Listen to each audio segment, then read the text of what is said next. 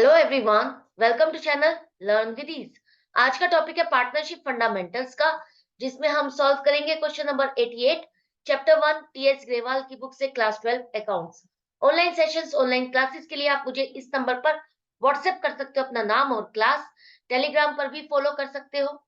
अगर आप DK Goyal book को फॉलो कर रहे हो, उस बुक के क्वेश्चंस के सॉल्यूशंस ढूंढ रहे हो, तो इसी चैनल की प्लेलिस्ट पर क्लिक करोगे तो आपको इस तरह से पेज ओपन हो जाएगा जहां पर आपको सभी चैप्टर्स मिलेंगे, सभी चैप्टर्स के सभी क्वेश्चंस मिलेंगे।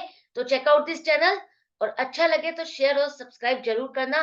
कम्युनिटी सेक्शन है जहां पर एमसीक्यूज मिलेंगे क्विज के फॉर्मेट में, जिसे आप प्रैक्टिस करके अपने एमसीक्यूज भी स्ट्रॉन्ग कर सकते हो। तो आज का क्वेश्चन टीएस ग्रेवाल की बुक से है।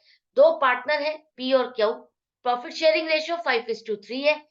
1 अप्रैल 2022 को एक नया पार्टनर इनको ज्वाइन करता है आर, जिसका शेयर ऑफ प्रॉफिट रहेगा 1/8।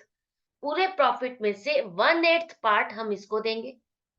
साथ में ही उसको गारंटी दी है कि उसका प्रॉफिट 75,000 रुपए से कम नहीं होगा। बाकी दोनों पार्टनर पी और क्यू की प्रॉफिट शेयरिंग रेशियो वैसे ही रहेगी जैसे पहले थी।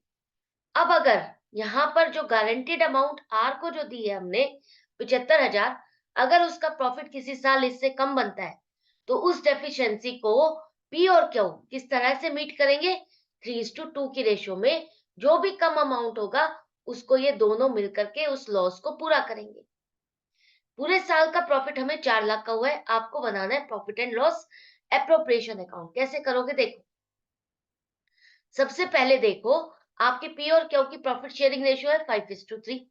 नया पार्टनर आर आ रहा है, उसका प्रॉफिट कितना होगा? 1/8। जितना भी प्रॉफिट है उसका 1/8 पार्ट उसको मिलेगा। साथ में ही 75,000 रुपए कम से कम होना चाहिए। तो 4 लाख का प्रॉफिट है, इसका 1/8 पार्ट हम आर को देते हैं, तो 50,000 का प्रॉफिट बनता है। अब इसको 50,000 देने के बाद जो बाकी बचा हुआ प्रॉफिट है 3,50,000, वो पी और क्यू में बांटा जाएगा 5:3 की रेशियो में। यही है ना कि पहले जो पार्टनर आर आ रहा है, उसको प्रॉफिट देने के बाद जो बचा हुआ रिमेनिंग प्रॉफिट है, वो पी और क्यू में बटेगा, और उनकी जो पहले की रेशियो है उसी में बटेगा। तो अब पी का प्रॉफिट कितना हो गया? 3.5 लाख में 5:3 की रेशियो के अकॉर्डिंग 2,18,750। क्यू का कितना हुआ? 3.5 लाख में 1,31,250 रुपए।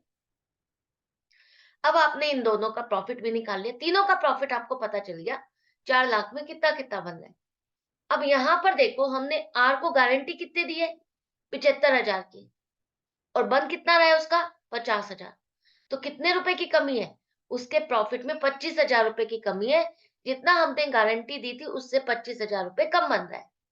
अब ये जो 25,000 रुपए कम बन रहा है, हमने उसको गारंटी दी है, तो ये प्रॉफिट उसको कौन देगा? पी और क्यू 3:2 की रेशियो में। ये जो 25,000 का नुकसान है, ये पी और क्यू आपस में बांटेंगे।